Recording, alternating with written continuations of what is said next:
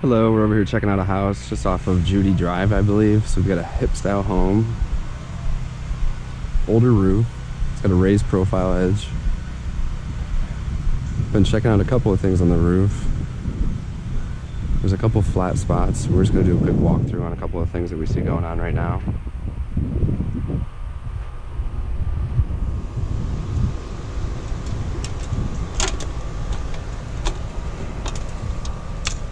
So right off the bat, we can just start to see just a little bit of moss and algae. This side's nowhere near as bad as the others.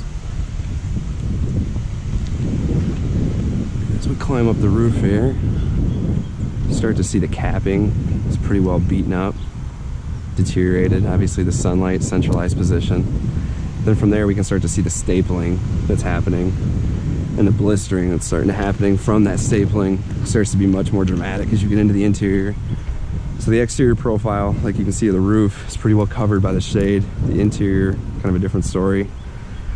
I also wonder if the fastener is any different on the outside than it is on the inside. Both pretty well beaten up like this. So the boots and the accessories are still in pretty good shape, but the shingle, like you can see, is just completely deteriorating and fall away in multiple areas. So the moss is starting to really beat up the shingle and deteriorate it. We've got some flat mob bit right through the middle here.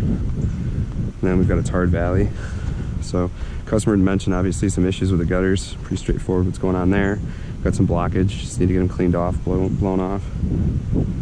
All throughout here you can see again that breakdown. That shingle is just completely deteriorated at this point. So it's kind of a high-low effect. Top of the shingle, cascading water obviously working its way down, beating up the shingle. Through here, the skylight, looks like they tried to do like a wrap with the shingle all around the perimeter there.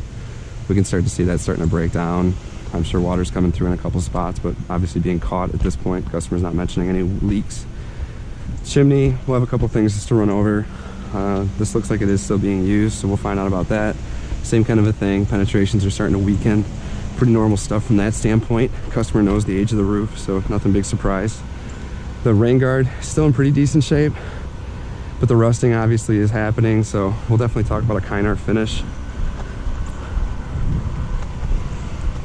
Same kind of a thing going on through here. This is where you can really start to see the blistering happening significantly all through this area. Again, that cascading water is pushing the shingle down, creating this kind of a wave effect on the roof line. The flat feels pretty sturdy, so obviously we'll go through and do a full inspection once we get this torn off. But for the most part, this area isn't too much of a concern. I just think that the stapled shingles, again, I mean, you can see how deteriorated they're starting to become. Got some branches on this side.